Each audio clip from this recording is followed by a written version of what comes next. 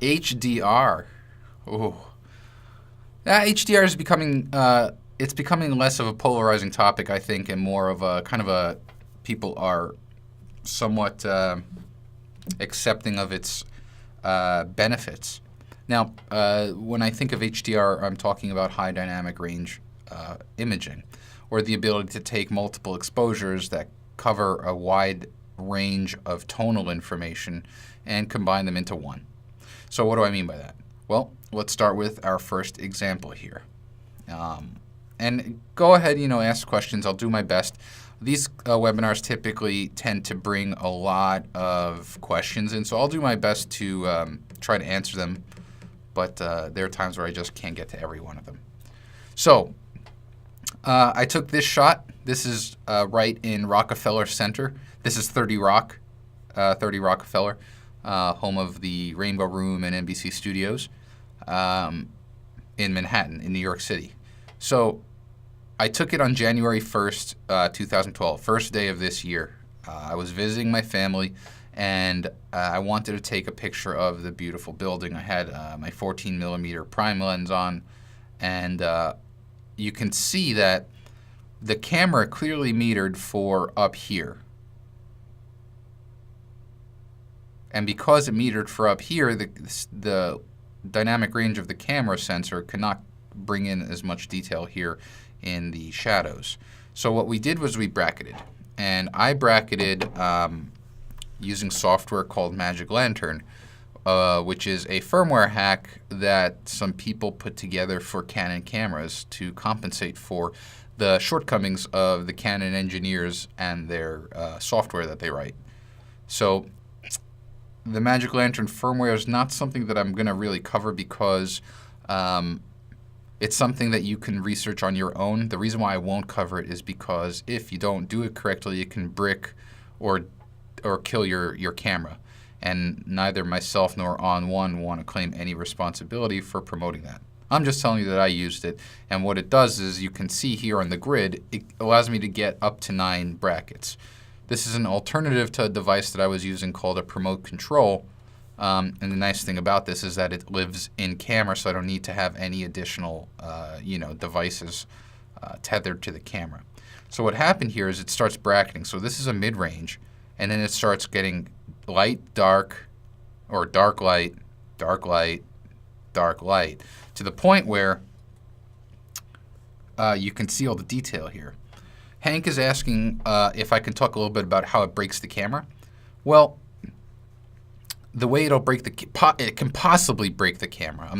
Clearly it didn't break my camera. If you don't follow the directions on how to install it properly, it'll brick your camera. And I'm not saying break, I'm saying brick like a brick. That's a term used when you just kill a device. Because it's updating the firmware, which is the essential, the low-level code of the camera. If you don't do it correctly, yeah, you can totally mess up the camera. So that's how, it comes with instructions on how to implement it. The files live on the CF card. It's not actually on the camera. So, it's good there, but I've had nothing but success. Now,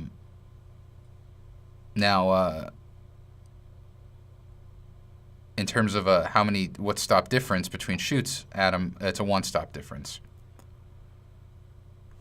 The camera program is called Magic Lantern, and Paul's asking if you can restore the firmware. You can. You can download the firmware from Canon's website. Will it work with Nikon? No, Stan, it won't, but it doesn't matter. Well, it depends on the Nikon camera. Most Nikon cameras can bracket up to 9 times, at least 7 times. With the Canons, almost every single one of them is limited to 3, which is not enough in a lot of cases. And then you also have, but with the new 5D Mark IIIs and the 1DX series, they have since increased it to 7. So that's better. All right. So let's go ahead, and what I'm going to do, again, let's just walk through these one more time. Again, mid-range, now we're starting to compensate for highlights, compensate shadows, and then repeat highlights, shadows, highlights, shadows. Now, you'll notice that these people here, we have a gaggle of people here.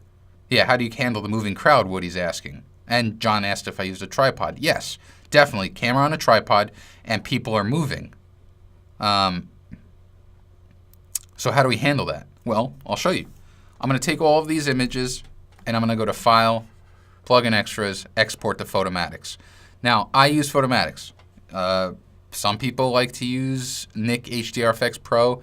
Some people like Photoshop's HDR Pro. Some people like Unified Colors, HDR Expose, and HDR Express.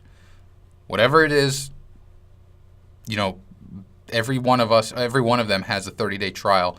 Check it out. For me, I like these guys. And the reason why I like them is because they're one of the only people that have this option, which is reduce ghosting artifacts. I only turn this on when there's movement. And then I always use this first radio button called with selective deghosting tool. Now I'm just going to change the name of this file so that I know what it is. So -HDRX. And I'm going to output it as a JPEG. I'm not worried about it for this.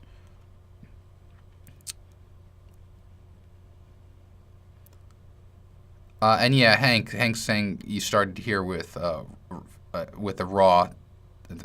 No, I started with a JPEG, Hank. I converted these to JPEG for the webinar. All right. So here you go. Let's just brighten this up a bit. You can see this kind of mishmash of people over here. It's all this ghosting. So what I'm going to do is I'm just going to make a selection, kind of skimming along the top here, coming down here, and then trailing along the bottom, and then going up. And then when I get it to about like this, I right-click inside this selection, not outside, but inside. I right-click and I go Mark Selection as Ghosted Area. Done. So it went from a broken line to a solid line. Now what that means is if I click on this button here called Preview Deghosting, what it does is it's going to sample from one of the actual brackets. Now, I don't like this. It's a bit too dark, so I'm going to go to the Return to Selection mode, and I'm going to right-click again. And now you have this other option called Set Another Photo for Selection. So you can see it has the +4 selected. Let's go to something like +3. And let's do Preview Ghosting. That's looking good. I don't mind that there's movement. What I don't want is ghosting. Like this dude over here, he's pretty solid. And there's some other solid elements here, but there's also motion, which is good. I want that. So I'm going to go ahead and hit OK to let it do its tone mapping. Ron asked a great question. What's going on, Ron? My friends Ron and Chris are here. Ron's question is, if the Magic Lantern firmware resides on the CF card, which it does, what happens when you're in the field and you put another card in? It's a great question. And the answer is, if you put a different card in that doesn't have the Magic Lantern firmware, and you power cycle the camera, it will not load Magic Lantern. So what I did was I copied the Magic Lantern files on the root directory of every card that I have. So it's always there.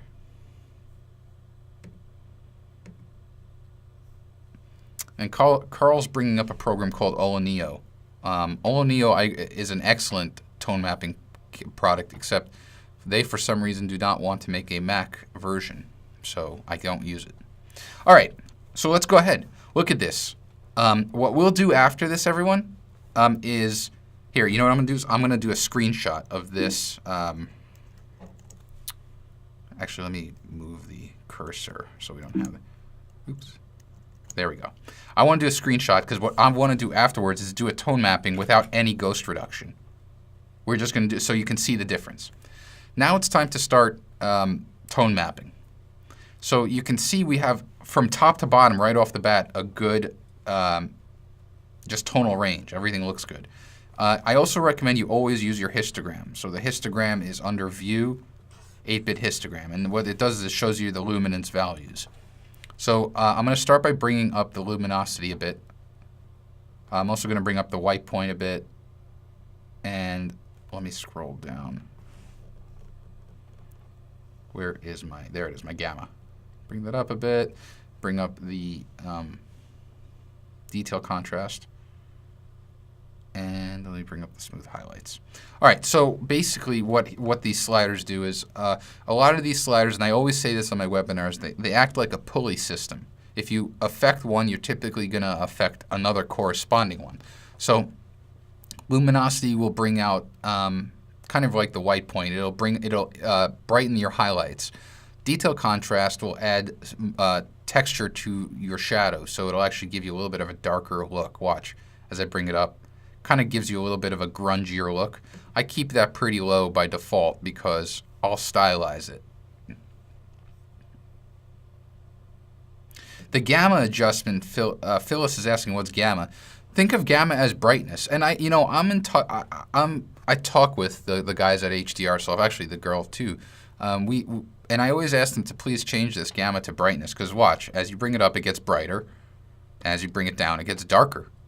So it's really just your gamma or your mid-tone brightening. So that's kind of what you'd use here. Then you can also set your white point and your black point. So what does that mean? Well, that's where your histogram comes in.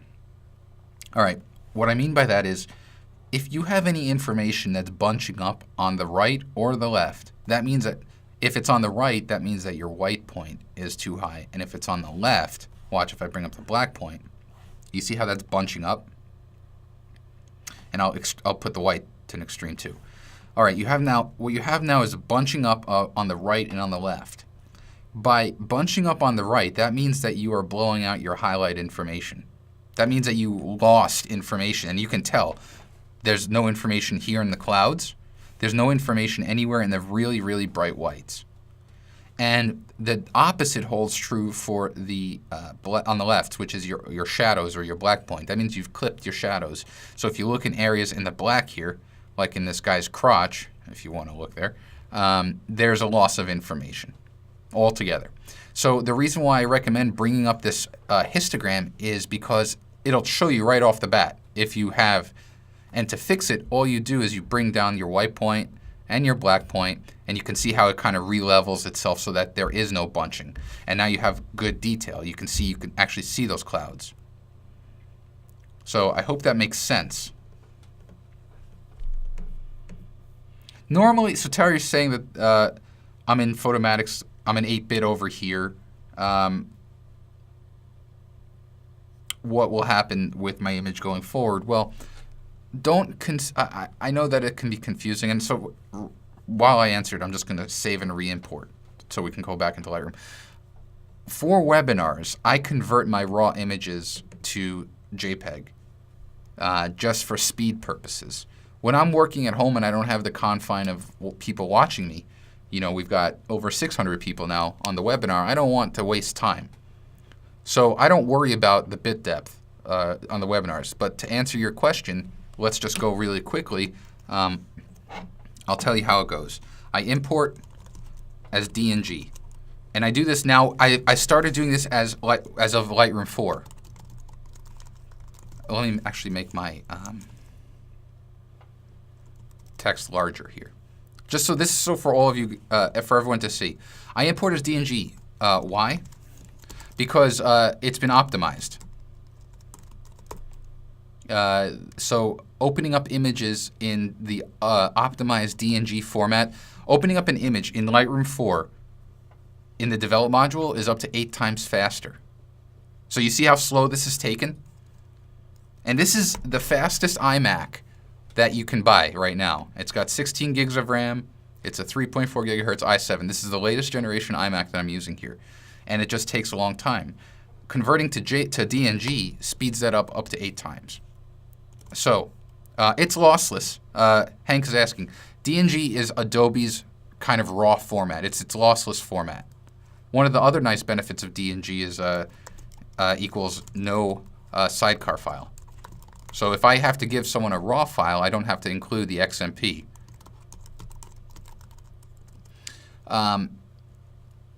In terms of after DNG, so I import as DNG.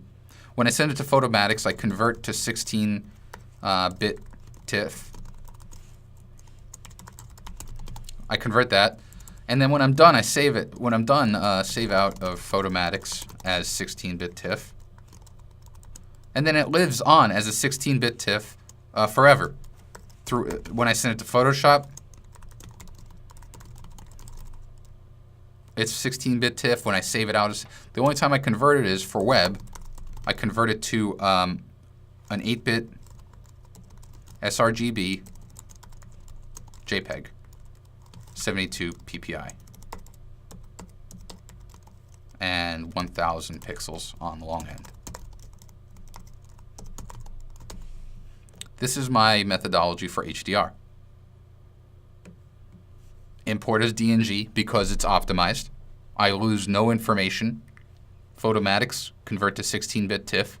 Now, if you look at older webinars, you're going to see me say, if you looked at an older webinar pre-Lightroom 4, I would say import as RAW. But when I saw the major boost, because I live in Lightroom, this is my home. So when I saw the significant improvement, I thought about it, and the pros outweighed the cons. Not that I can see any cons. Morris asks a great question. Morris asks if you use a PC, is DNG still an option? Absolutely. Absolutely. You can do that. In the new Lightroom 4, I thought it only reads 64-bit, Terry's saying. I don't know about that, Terry. Here, if we bring up the Adobe Lightroom 4 and I bring up the info, yeah, you might be right. Usually if there was a 32-bit option, there would be a checkbox on the Mac that says open in 32-bit, like let's go to Photoshop. You see right there, open in 32-bit mode. But it looks like you're right, Terry. That's a great call. It looks like, as far as I can tell, Adobe kicked out 32-bit mode for, and it makes sense. In all honesty, it makes sense because 32-bit limits you to the amount of RAM that your computer, or that the software can access. Okay, Terry's saying that it's 64-bit on Mac only, and on PC it's 32 or 64. Good call. I know, and Scott's saying that's the processor and not the bit depth. Correct, I agree. I know. We're just talking about the memory utilization and not the bit depth. The image is always going to be a 16-bit image. No displays or a small percentage of displays can actually display accurately a 32-bit image. So, what about Aperture 3 users? PJ, I don't use Aperture, but in your case, I would just use RAW. If Aperture, use RAW. That's my personal preference. Because Apple doesn't have its own proprietary RAW lossless format for imaging. They have a lossless audio codec, and they use the H.264. Anyway, Sarah's getting upset with me. She wants to see more HDR. I agree with you, Sarah. I agree. I'm on the same page as you. So here's what we do. I wanted to show you the comparison between this image here, and then we'll go and we'll repeat the process really quickly with no ghost reduction. And this is what this is here. Hopefully, will be a compelling difference. So I deselected the ghosting, and I'm gonna let it do its tone mapping. So by deselecting it, we're not going to get that ghost reduction dialog box. It's going to go straight to tone mapping.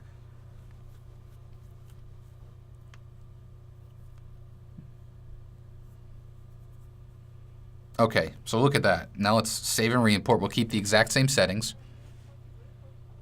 And let's go ahead and compare the two. Oops, sorry. Oh wait, that was good. No, it wasn't. All right, this one and this one compare. There we go. All right, so what we have here is tons of ghosting. So you can see the difference, like right over here. That boy's face on the left is good. Look at this guy. I mean, he's totally ruined. So that's where de-ghosting technology is really helpful. Can you do this without Photomatics? Phyllis is asking. Photomatics is the only product I know of that has that ability to select areas and then determine which.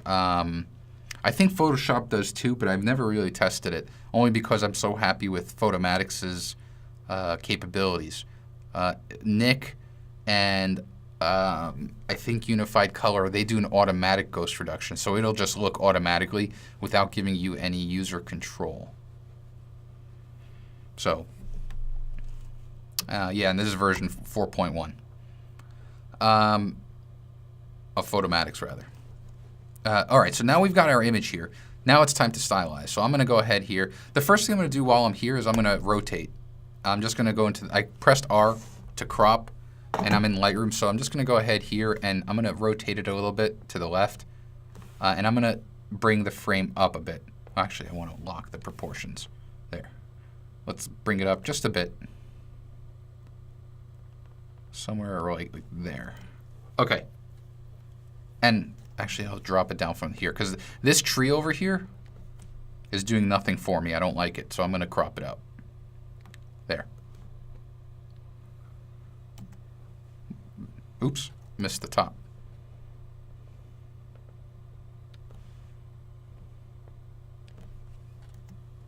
All right, that's better. Now I'm going to send it to the suite, and we're going to stylize.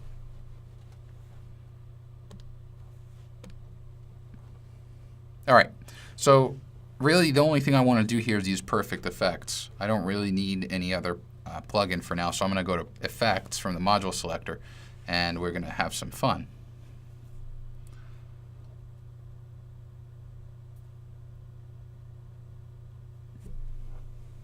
Yeah, a few people are confirming that with Photoshop, it does ghost reduction.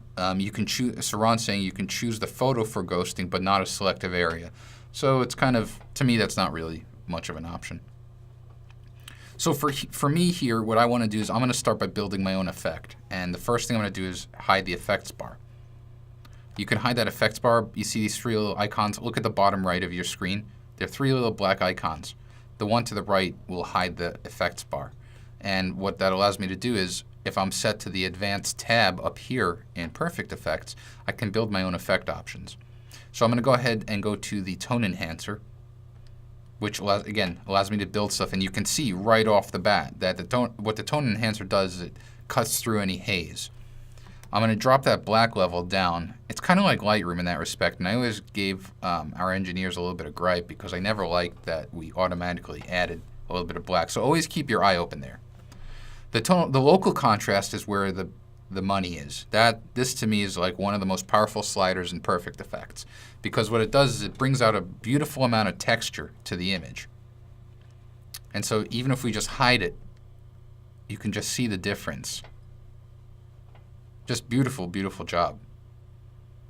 I'm going to hit Add to commit that, and let's start styling. Now I'm going to go ahead and bring up my effects bar because we've gotten it to a certain look. I'm going to go ahead here and I'm going to try something like Enter the Dragon, which is a Kevin Kubota thing. Now, again, comes in at 100%, it ruins the image. A lot of times you want to start at 0% and just bring it up a tiny bit. Something around, actually, you know what? Not even happy with this. I'm going to abandon that. I'm going to delete that layer and hit Add. A lot of times, actually, when I do these webinars with all of you, I just kind of do things by the seat of my pants. I find that it's more fun to kind of wing it because you get to see at least how I attack stylization. I'm going to go here. I like Lord of the Rings. I like what it's doing here, except I'm going to blend it. So I'm going to go to the blending options, and I'm going to select one of the blending modes. As you hover over the blending modes, you get previews. So something like Multiply is good, Soft Light's good, and Hard Light. I like Soft Light. Oops. I'll drop that strength down a bit, hit OK, Apply. And then I'm going to hit Add, go to the Glow category, and then go to my favorite, Deep Forest Glow. Deep Forest Glow, again, we're going to start at 0 and just bring it up a tiny bit. And it just adds a really, really nice kind of rich glow to the image. The last thing I'll do is darken it up a bit by going to the Movie Looks and selecting Just Enough Darkness. Just Enough Darkness is an effect that I built for Photo Tools 2.6, and we carried it over to Perfect Effects. So if I toggle the previews by hitting Command P or Control P, Command P on a Mac, Control P on a PC, we're getting there. The last thing I will do is hit Add, and I'm going to try putting a texture. Something like, what's a good one? I know I always use Rice Paper Light. I always use this texture because I love it. It's such a good texture. I'm going to go ahead and you can see this border that we have, which I'm going to stretch out by using the scale slider until it's out of view. And then I'm going to change the blending mode of that to darker and drop the overall strength. Now we're getting somewhere. So again, the before and the after. It's just looking a lot livelier. So I'm going to hit apply and return back to perfect layers. Now, I sent that HDR image from Lightroom to the Perfect Photo Suite so that when I hit save, what happens is it updates that PSD file that was created. So you can see here when we go to the grid view, there is our updated file. So that's looking pretty good. I'll go to the develop module here. Now I'm going to finalize things. So I'm in Lightroom 4. What I'll do is I'm going to bring up contrast. I'm going to overexpose just a tiny bit. Bring up the clarity, which will not only bring out the texture in the overall building, but it'll bring out the texture of the texture overlay. And then finally, what I'll do is I usually drop saturation and boost vibrance in equal amounts, and then add a vignette.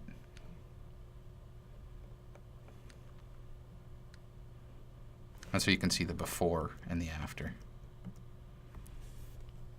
And so it just adds a nice kind of fun.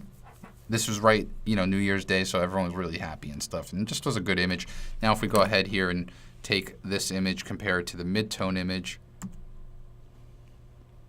I mean, there's no comparison. Or even if we just compare the tone mapped image to the stylized image, here's just the quick before and after.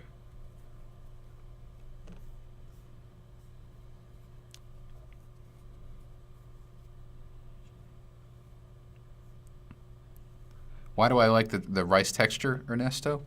I don't know, because it adds a warming quality to the image that just appeals to me, and I just like that texture. It's awesome. To me, it's the one of the best textures that I've ever used. John asks a good question. Since Perfect Effects, do I use Photo Tools much? And as guys might witness, John, I haven't launched it since we had Perfect Effects. I have not launched it once. It's not installed on this computer, and it's not installed on any of my other computers.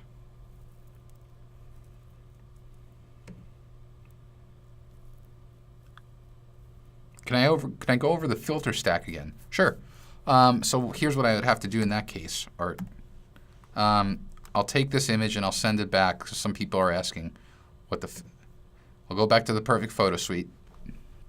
Now I didn't save a preset, and Wayne asked if I could have saved a preset, and I could. Let's say I forgot to save a preset. If I go to Effects, and then I go to the Presets category, and I go to Recently Used, I go to here, Recently Used 1. First of all, Perfect Effects will show you the last 9 images that you processed. So I have my Recently Used 1. I'll click Expand, and there are all of my effects in the exact settings that they were at. So I've got the Tone Enhancer, Lord of the Rings, Deep Forest, Just Enough Darkness, and then the rice paper. Now, to Wayne's point, let's say I wanted to save it. I can go to Preset, Save Preset, call this 30 Rock, Memories, Brian Ohai. And there we go. Now I can share that preset.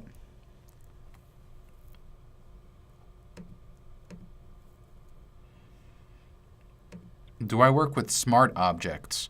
Joni's asking if I work with smart objects. I don't. I don't. Not often. We support smart objects in Photoshop. So if I brought this into Photoshop and I converted the layer to a smart object and then worked in Perfect Effects, I could go back in and change everything.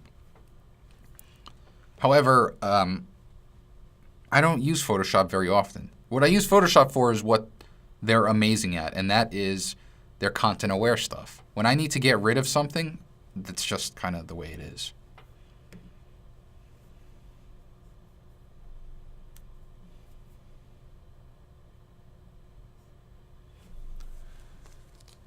So Bill's talking. Hey, Bill. Yeah, what Bill's talking about in Lightroom, where if you sometimes, if you're in Lightroom, okay. Here's a common thing that happens in Lightroom. Let's go to the library module. A lot of times people will import images. For instance, I'm just going to say we import images. They'll take their images, they'll tone map them, and then they'll send them to Perfect Photo Suite. And then they'll come back and say, I don't see my image here. That's because you're in a collection of previous import. What you want to do is you want to make sure you're actually in the folder. You could see the folder header here. Not in the collection, not in the catalog, but in the folder. And you'll see all of your updated files. Notice how if I'm in the previous import, none of that HDR image is not here. All right. I'm going to move ahead. I want to do this image here. I need to do a little bit of a grungy image because I wouldn't feel right. I'm going to walk you through why HDR is important here. So here is I'm just reading some of the questions here.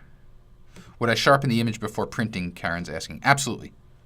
Absolutely. This isn't Port Authority, Hank. This is just this is Lower East Side. It's a subway station in New York City, but I can't remember which one it was. Essex. I think it was the Essex station. So what I want to do is I want to bring out details that have been lost. So this is a single exposure, 14 millimeter lens, ISO 400, f4, 1/50th of a second. The reason why I was trying to shoot as quickly as possible is because every 2 seconds people would come up through the escalator. This was an up escalator, not a down escalator. So it was just driving me crazy. So I finally got a stretch where no one walked through. Now notice with the problem with this image is that, one, we have absolutely no detail in the lights. This is totally blown out. But we also have no shadow information. You see, as far as you can tell, the image ends right there if we zoom in. See, there's no information here, no information in the highlights, no information up here, and we even have a little bit of chromatic aberration. That's great when you spend $2,000 on a lens and it still has chromatic aberration. So what I'm going to do is I took a bracket of images. So you can see here how we're starting to get details. And eventually, now we're starting to see light bulbs. And oh, look, there's the bottom of the turnstile. And then more light bulbs. So this is good. This is what we wanted.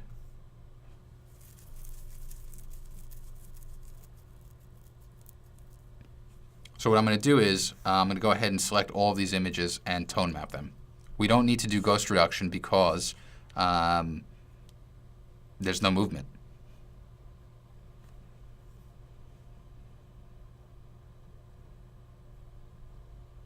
You can't find Perfect Photo Suite in Lightroom, David. I'll help you with that when we get back there.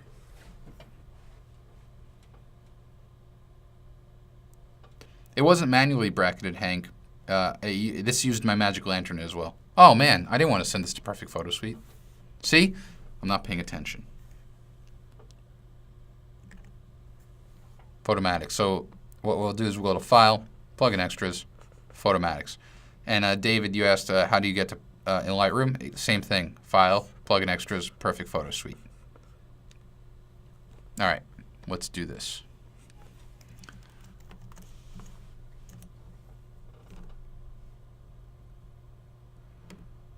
Aren't the stairs moving? Oh, the escalator? We'll see. And there's a fix for that. That's a great question. Richard's asking whether the escalator is moving. Yeah. So Richard's right. The escalator was moving. I'm not worried about that. And again, I'll show you why. My first priority is to get the tone mapped image. So let's bring this down here. Actually, can I extend this? Oh, good. Good. In this case here, I'm going to bring the luminosity down a bit.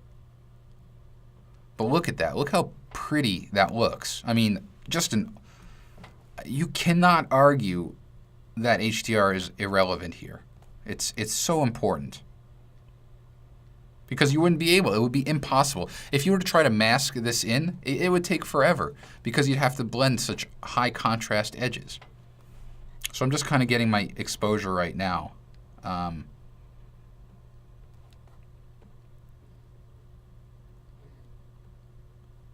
we go. Okay. So Richard brought up a great point. He's like, all right, well, aren't the stairs moving? Well, yeah, absolutely right. You've got this image right here. There's a tone mapped image. And again, if we zoom in, it depends, you know, if how discerning you want to be. But to fix it, well, we find an exposure that has nicely exposed escalator. So I'm going to take this one and this one, these two images. Oops. Image 1, image 2.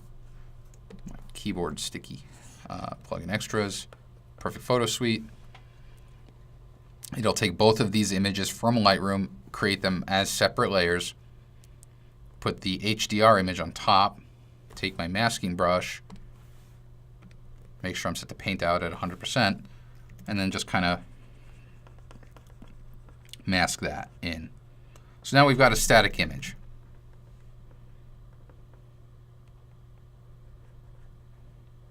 Problem solved. Oops.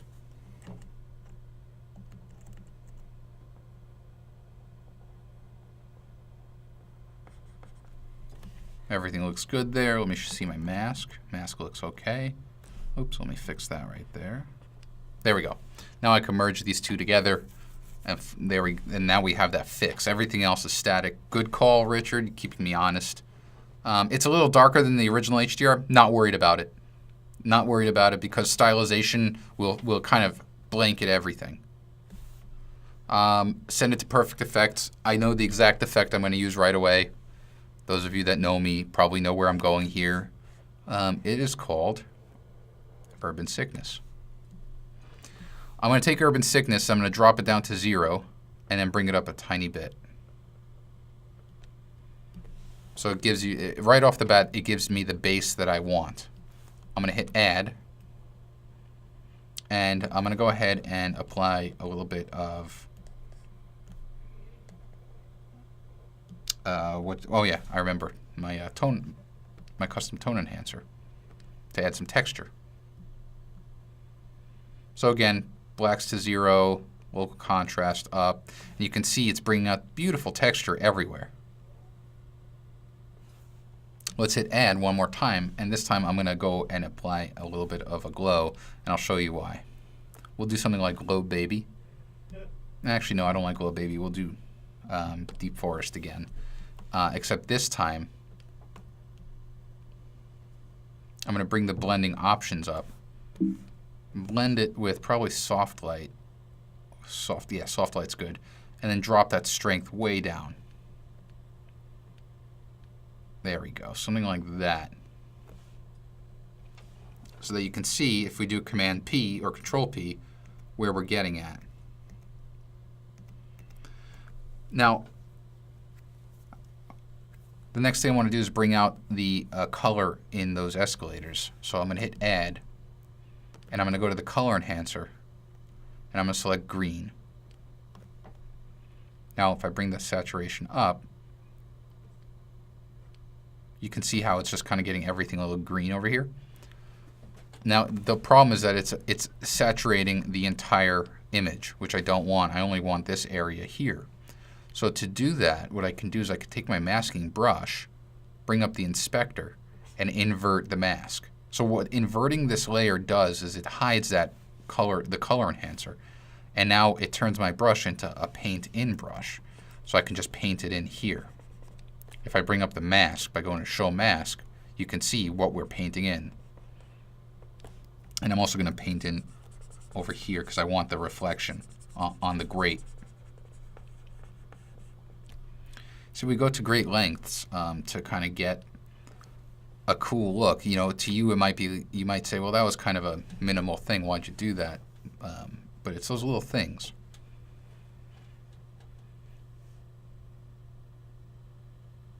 Can you search? Mike's asking if you can search the name of presets or filters. Not yet, Mike. That was a feature that we had in Photo Tools. It's a good question.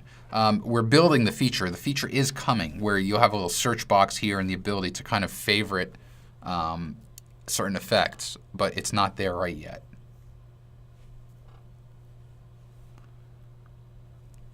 And so, you know, here's the problem, and here's where I think a lot of people go wrong. At this point, you should be done, you know, with all things considered. I see a lot of people take it a step further, and they'll do something like, again, like that just enough darkness. And it gets too dark. In my opinion, even at a low opacity, it's just too dark. You're losing information that doesn't really do anything for you. Now, I can understand if, you know, you want to do what we just did. You bring up, you invert, and then you just want the walls to be darker, for instance. That's fine, because there's methodology there. You have a reason for that. But to do it to the whole image, it's just kind of like you're killing the image. And again, here's the before. Here's the after. Just kind of turning it into this like cool shot. I might go here and find an effect like Havana. Okay, so I basically looked at Havana because I looked at the thumbnail and I saw what it did to the door. And so here I can drop the strength from 100 to 0, bring it up a bit, and do exactly what we just did. Invert it and paint the door in, because I do like what that Havana effect does to the door. And that's what it's all about. I'm actually going in April, the week after Easter. I'm flying out to Stacy Pearsall's school in South Carolina, in Charleston, and I'm just doing I'm presenting on this, on what we call what I call kind of a visualizing stylization. Don't just apply effects. I know the previous image we just went one effect after the other. That's why I wanted to do this image, because it gives me an opportunity to take you a step further. Control where the effect is applied.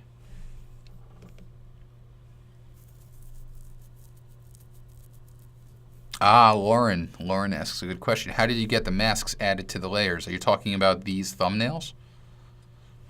If you are, that's a feature that none of you have yet, but will very soon, because we're running Perfect Photo Suite 6.1. Oh my goodness. 6.1 will be coming out very soon. You guys get a little early sneak peek at it. This is an amazing update to the Perfect Photo Suite, which huge performance improvements. You now have the ability to control how much RAM you apply to your image. Is it a free update? Of course. Of course. Yes, it's a free update. And I'm not giving you a date yet because we're not ready to give you a date yet. But I promise you it's uber soon. You don't have to worry about it. So here, again, we can save a preset and we can call it, you know, Essex Street.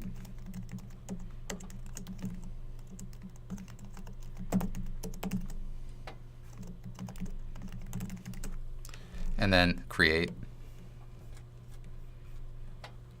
And then we'll hit apply. Now we're not done yet though. I'm going to let it do its thing here. We're not done.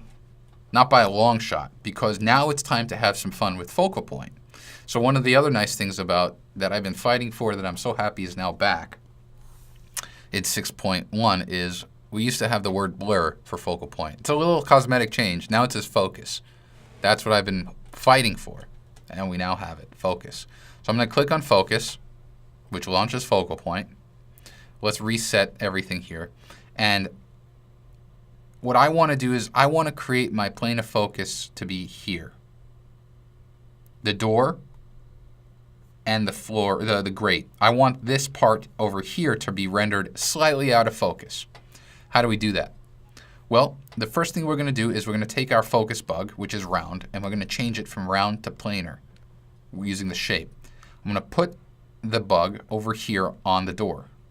And then I'm going to tilt the bug towards the background by putting the cursor inside the body of the bug, pressing the Option key on a Mac or the Alt key on a PC, and tilting.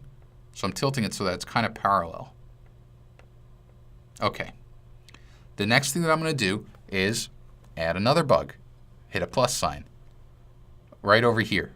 I'm going to change the shape from round to planar, and just like before, except this time I'm going to make it horizontal along the foreground.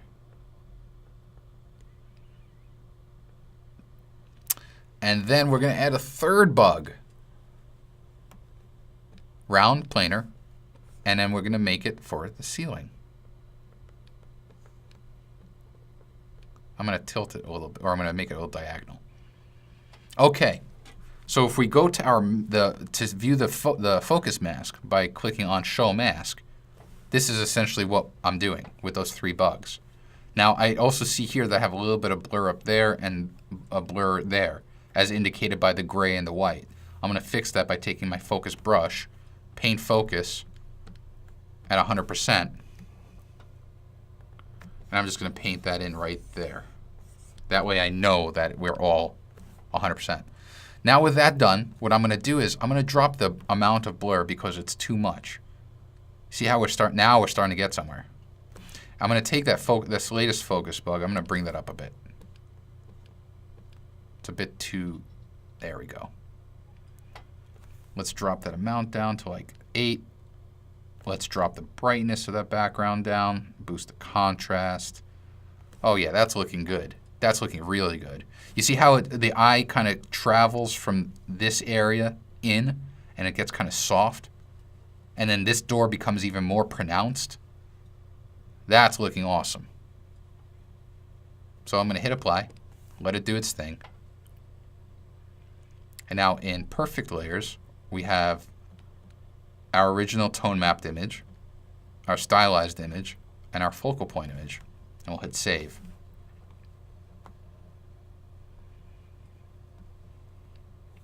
There's our image, which I can now take to the develop module. I'm going to go ahead and rotate it a tiny bit because the door doesn't look too straight. That's looking better. Now I'm going to go ahead and drop the exposure, boost the contrast, boost the highlight. No, drop the highlights.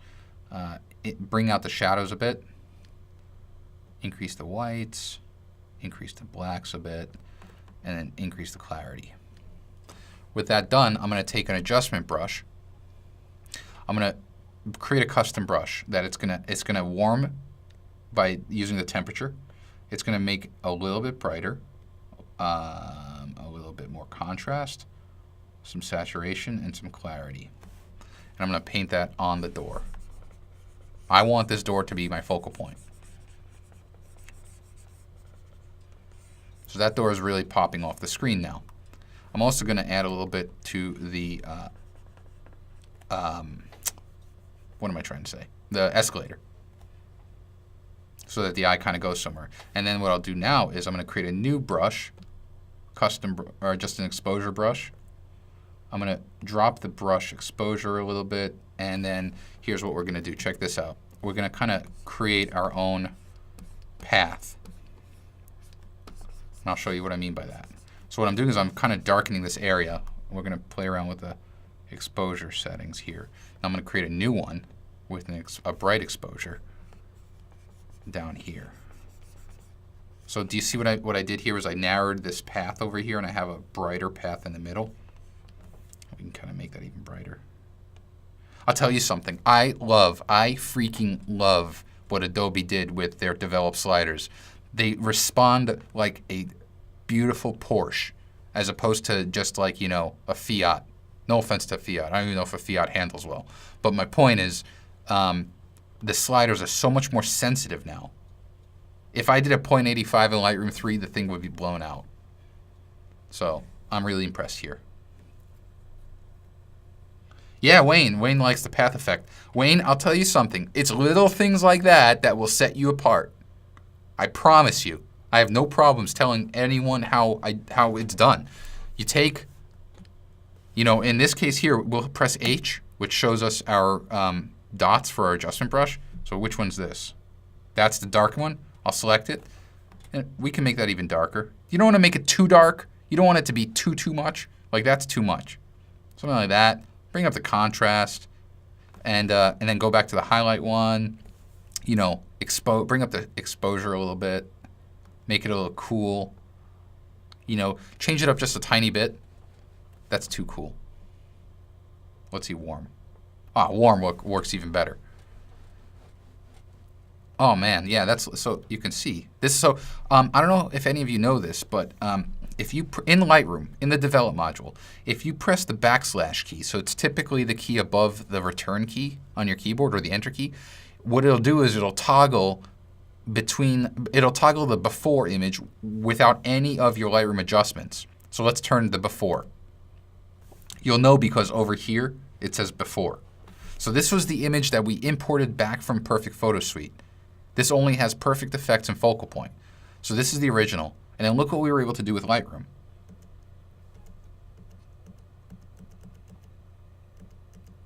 Little changes. Now, if you see here, and I'm being critical, don't mind me, but you see right there, we have a little bit of artifacting. I would actually fix that first. And that's as a result of too much exposure and saturation. The colors are starting to clip. So, beautiful fakery. Thank you, Scott. Oh, James. James is asking, has the issues related to the Intel HD Graphics 3000 chipset and OpenGL conflict been rectified? James, I can tell you happily, and I can confirm that yes, that has been fixed.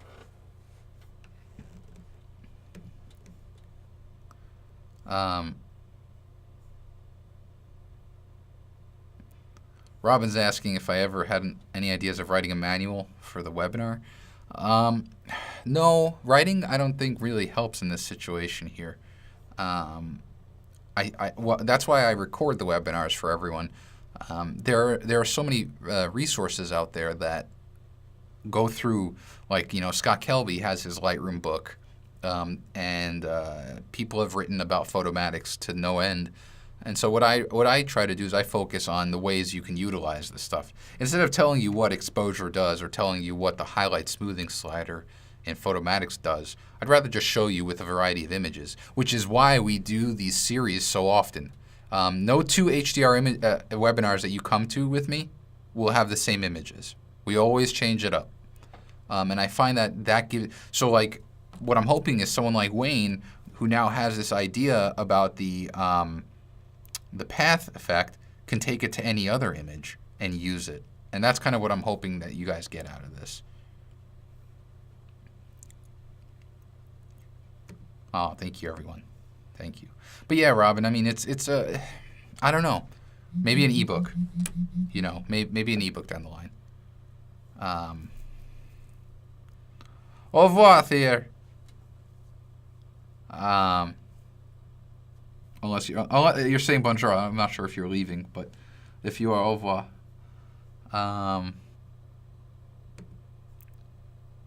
Let's see. Whoa, a bunch of great questions just came in. Whoa, easy with the questions. And I still have two other. You see, I still have two other images, but I have another meeting because I have to prepare for DC. So in these cases, I'm going to do them. I'll take this image. Oh, this would have been a fun image. We'll do this on the next webinar. This is from WPPI in Vegas. This was the view from the hotel.